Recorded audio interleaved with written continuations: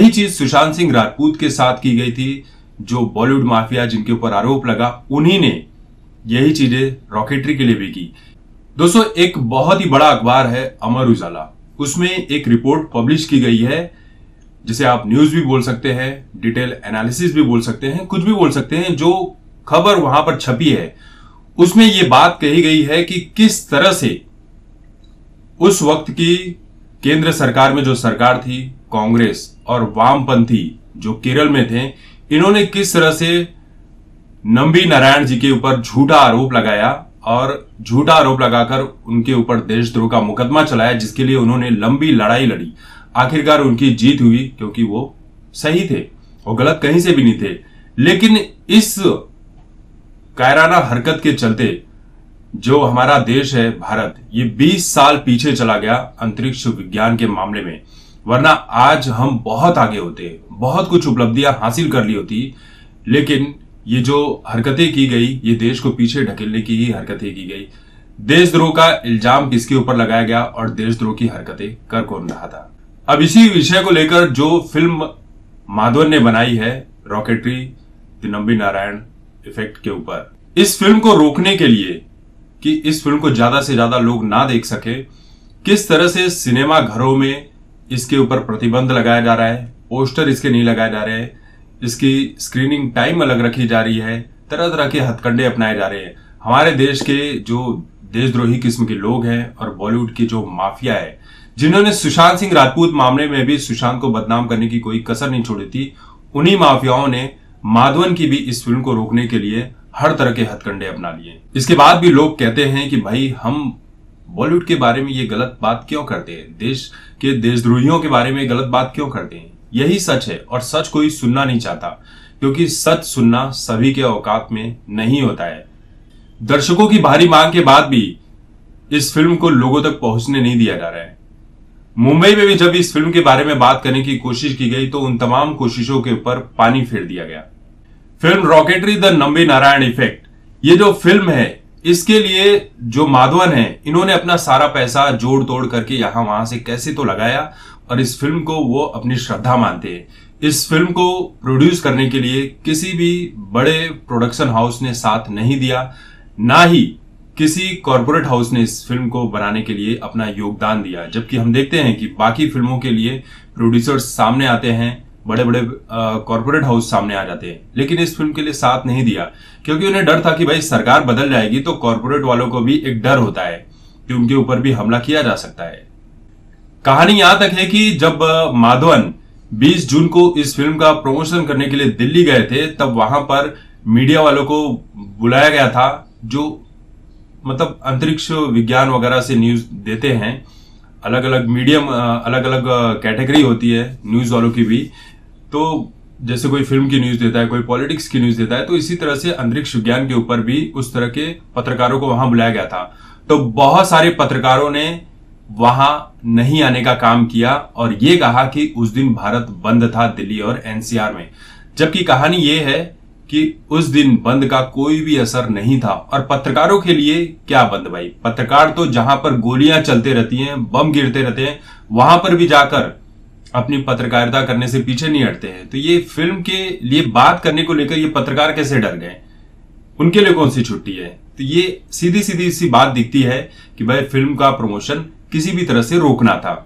उसके बाद मुंबई में इस फिल्म की स्क्रीनिंग रखी जाती है, तो जो पीआर मीडिया हैंडलिंग कर रही थी वो व्हाट्सएप ग्रुप पर सभी पत्रकारों को निमंत्रण देती है, लेकिन ये निमंत्रण जो है बहुत लेट पहुंचता है, सही मौके पर नहीं पहुंचता है और बहुत सारे पत्रकार नहीं पहुंच पाते हैं। और प्रेस कॉन्फ्रेंस शुरू होने के बाद भी बहुत सारे पत्रकारों को लेट से पता चला कि इस तरह की भी कोई प्रेस कॉन्फ्रेंस हो रही है। देर रात तक माधवन को माफी तक मांगनी पड़ी कि भाई मैं समय रहते सभी पत्रकारों को नहीं बता सका, कहीं तो चूक हो गई है। और वो चूक क्या थी वो माधवन ने बता ही दी है। बॉलीवुड के जो माफिया टाइप के लोग हैं, उन्होंने भी इस फिल्म के प्रमोशन में बहुत बड़ा योगदान दिया। फिल्म के प्रमोशन में कहने का मतलब यह है कि ये फिल्म लोगों के बीच में नहीं आ सके, इसके लिए हर हथकंडे अपना लिए। जो बहुत सारे डिस्ट्रीब्यूटर कंपनियां हैं, इन्होंने इस फिल्म को नहीं खरीदा और बाद में जब इसकी हिंदी वाला जो भाग है उसे रिलीज करने के लिए भी वहां पर बहुत सारी प्लानिंग रची गई, प्लानिंग हथकंडे रचे गए। देखिए, ये ठीक वैसे ही है जैसे कश्मीर फाइल्स के दौरान किया गया था कि कश्मीर फाइल्स का किस तरह से बॉलीवुड में बहुत से लोगों ने विरोध किया, लेकिन जब दर्शकों की डिमांड बढ़ी तब सिनेमाघर मालिकों ने इस फिल्म को दिखाना शुरू किया, क्योंकि वो भी घाटे में नहीं जाना चाहते थे। और किस तरह से कपिल शर्मा शो में नहीं बुलाया गया कश्मीर फाइल्स की पूरी टीम को, जबकि बुलाया जाना चाहिए था। सलमान खान ने ऊपरी दिखावा किया कि भाई हम किसी वजह से नहीं दिखा सके। बाद में इस फिल्म की तारीफ करते हुए नजर आए, कब? 1 महीने के बाद। और इसी तरह से वरुण धवन और बाकी के लोग भी फिल्म की तारीफ करते हुए नजर आए, कब? जब फिल्म रिलीज होकर 15-20 दिन हो गए थे, जब दर्शकों के बीच इसका अच्छा रिस्पांस मिलने लगा, हिंदुत्व के ऊपर बातें होने लगी, कश्मीर में क्या जुल्म ढाए गए थे उसके ऊपर बातें होने लगी, तब सब अपने अपने घड़ियाली आंसू लेकर सामने आने लगे कि यार अब तो रोक नहीं सकते हैं। यही चीज रॉकेटरी के साथ भी की गई, लेकिन रॉकेटरी भी लोगों के बीच धीरे धीरे बहुत ही ज्यादा पॉपुलैरिटी गेन कर रही है और धीरे धीरे ही सही वो कमाई भी कर रही है और लोगों के बीच अपनी जगह भी बना रही है। कई सिनेमाघरों में इसकी स्क्रीनिंग जो है, फिल्म चल रही थी और आधे पर रोक दी गई आइनॉक्स जैसे थिएटर्स में, और बाद में जब दर्शकों ने शोर शराबा मचाया तो ये कुछ नहीं कर सके, बोले कि हमारा प्रॉब्लम ही नहीं है, और उस फिल्म को चलने भी नहीं दिया गया आगे। इस तरह के हथकंडे अपनाए गए। बहुत सारे सिनेमाघरों में टाइमिंग ऐसी रखी गई है कि लोग पहुंच ही ना सके, रात की टाइमिंग रखी गई है। अब रात को कौन पिक्चर देखने जाएगा? बहुत से सिनेमाघरों के बाहर ना पोस्टर लगाए गए, ना बैनर लगाए गए, कुछ भी डिटेल्स नहीं प्रोवाइड की जा रही है ताकि इस फिल्म का प्रमोशन ना हो सके, लोगों को पता ना चल सके। हम और आप जैसे लोग थोड़े बहुत सोशल मीडिया पर एक्टिव हैं, थोड़ी समझदारी दिखाते हैं, पता कर लेते हैं कि भाई कौन सी फिल्म की डेट कब है, कब कौन से थिएटर में लगी, लेकिन हर कोई इन चीजों से जुड़ा नहीं होता है, हर कोई नहीं जानता है कि कौन सी चीज कहां पर है। यही चीज सुशांत सिंह राजपूत के साथ की गई थी। जो बॉलीवुड माफिया जिनके ऊपर आरोप लगा, उन्हीं ने यही चीजें रॉकेटरी के लिए भी की।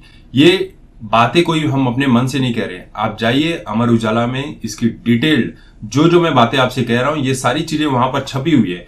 वरना कुछ लोग ऐसे भी हैं जो आकर कहते हैं कि भाई हम तो वकील हैं, हम तो जज हैं, हम तो पुलिस वाले हैं, हम तो ये हैं वो है, फलाना ढिमकाना, और तुम खबरें गलत दे रहे हो, तुम ये कर रहे हो। तो भाई जाकर पढ़ा करो। जब इतने बड़े पढ़े लिखे काबिल लोग इस चैनल पर आकर कमेंट करते हैं, तो इतने पढ़े लिखे काबिल हो तो थोड़ी बहुत जानकारी जमा भी कर लिया करो। मैं तो कुछ चीजों की वजह से इसमें अपने वीडियोस में ना कोई एडिट वीडियो दिखाता हूं रेफरेंस वाले, ना ही फोटोज दिखाता हूं, लेकिन मुझे पता है मैं सही चीज बोल रहा हूं। कोई मेरे ऊपर आरोप लगाने आएगा तो आइए भाई इंस्टाग्राम पर, मैं उसे सबूत के साथ सारी चीजें ट्रांसफर कर सकता हूं। लेकिन सच तो सच होता है, उसे मानना पड़ता है। जब इतने समझदार हो तो थोड़ी खबरें देख लिया करो, सिर्फ एक ही चैनल पर मत जाओ। इस देश में हजारों मीडिया वेबसाइट हैं और जरूरी नहीं कि जिस वेबसाइट से मैंने रेफरेंस लिया हो उस वेबसाइट पर आप गए हो। थोड़ी बहुत रिसर्च कर लिया करो, पता चल जाएगा कि हम झूठ नहीं बोलते हैं, सब सच बोलते हैं।